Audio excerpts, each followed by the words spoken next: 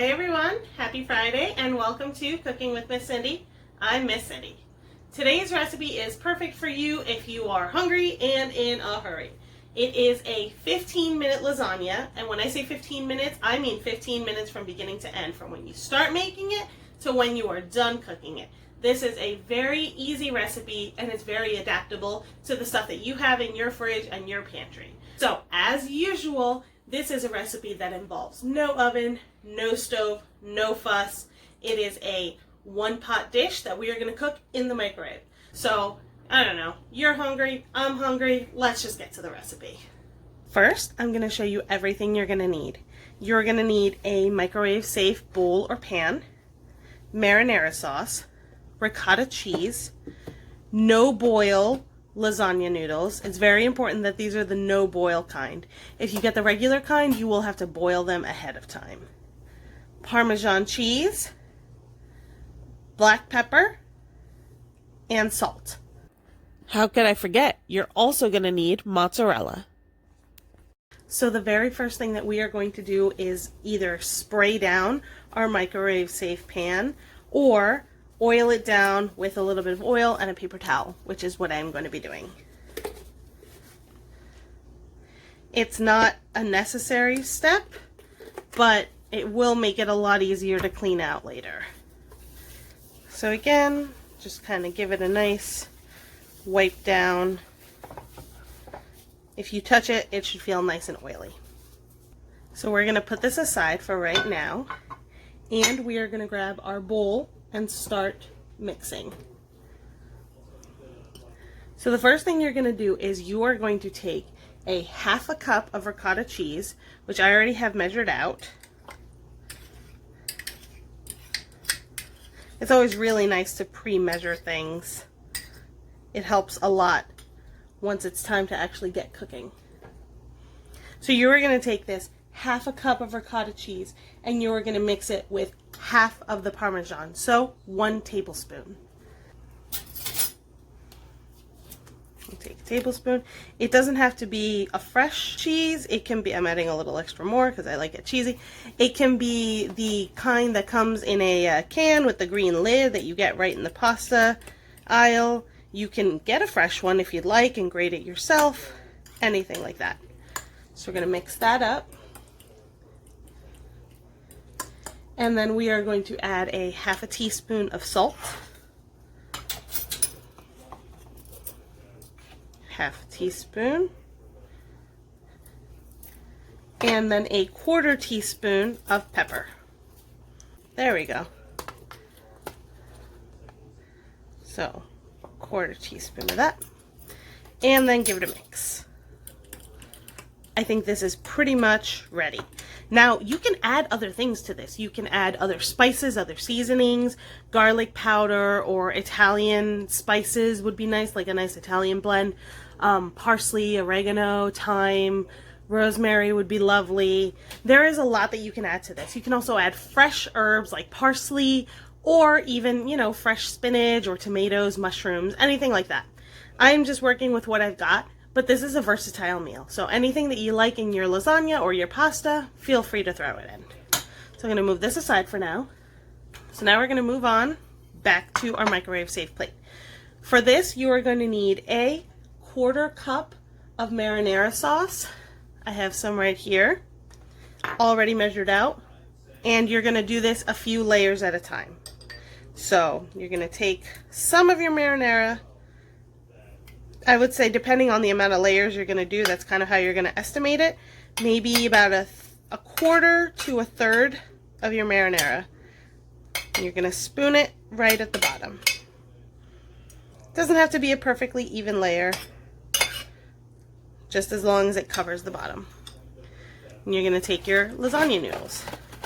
For this, all together, you should need about 4 of them broken in half, but it depends on the size of your pan. So you might need more, you might need less. So I'm going to take these, just pop them in half like so. And they overlap a bit, which is fine. Let's put this here. Let's put that there. And just like with the icebox cake, it's a little bit of a jigsaw puzzle sometimes, but that's fine. Alright, I'll put that in a nice corner. Alright, that's pretty good. So now you're going to cover this with a layer of your ricotta mixture. Here we go. So again, maybe about a quarter to about a third of this is what's going to go in.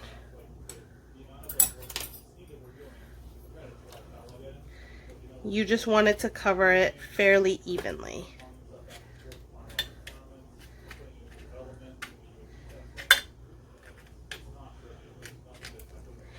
If you have an option, always go for a little bit more. It's easier to make it saucier and then kind of work with it that way. If you make it too dry, it's just not going to come out as good. If it's too saucy, maybe it's just a little messy, but it will overall still be delicious. Alright, it's covered fairly evenly. Now we are going to take our mozzarella cheese. Altogether, the mozzarella cheese, you're going to need about a half a cup. So I've got that all measured out here. And again, you're only going to take some of the cheese and sprinkle it right over. The cheese that I'm actually using is actually an Italian blend. So it's got mozzarella, but it's also got provolone and Asiago, Romano, a bunch of other Italian cheeses. You can use blends, you can use straight mozzarella, just provolone. Work a little bit with what you have in your house and experiment. Okay, so that is one whole layer. This is what we are going to repeat up until you get to the top. First thing we're going to do is add our sauce again.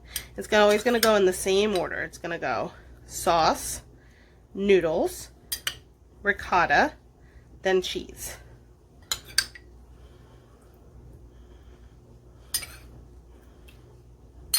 It's a lot harder to spread now on top of the cheese, so you're just going to have to kind of drizzle it as best you can. Alright, so sauce, let's go with here. Noodles, there you go, this is nice.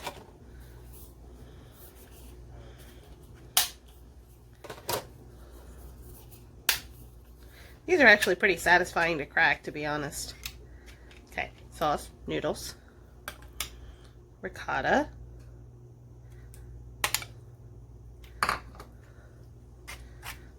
again, it all depends on the amount of layers that you have. I have kind of a wider, bigger pan than you might have, so it's going to be fewer layers, but the layers are going to be kind of bigger. You might have more layers, but the layers are much smaller, kind of like a tall cup. Alright. And then cheese.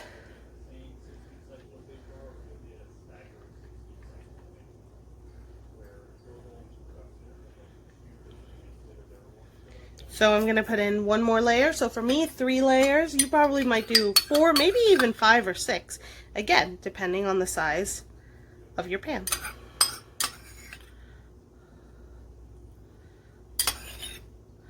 Let's drizzle over the edges here.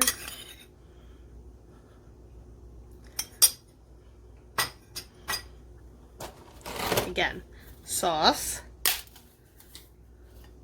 noodles,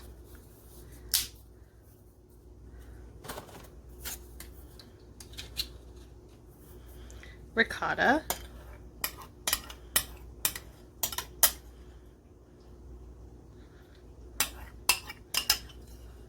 then cheese.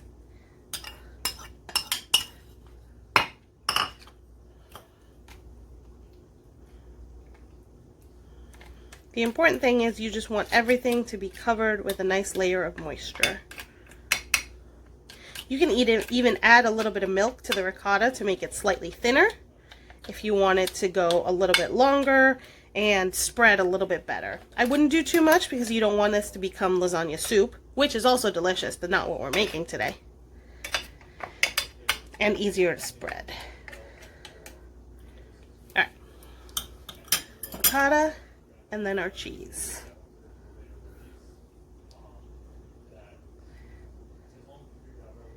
Okay. I am actually going to add a little bit more cheese because, well, cheese. This is just the ending bit, so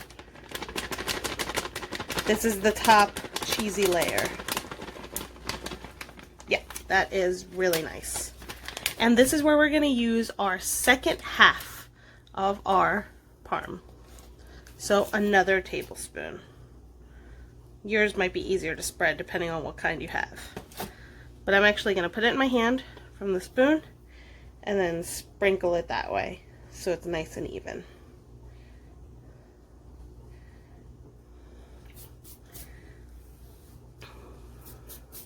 Alright, so that is it. If you want to stop here, cover this and put it in the fridge to save for later, you absolutely can. It will hold beautifully.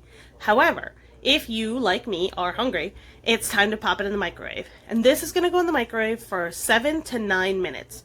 You're going to want to check on it after 7, but then keep going. Don't be afraid to keep going, add time, and checking it all the time. I check it after like 4 to 5 minutes, and then 6 to 7 minutes. I just check it regularly. Again, it's not like an oven. Nothing's going to happen if you check it pretty regularly. It's just a really good way to keep tabs on what you're doing.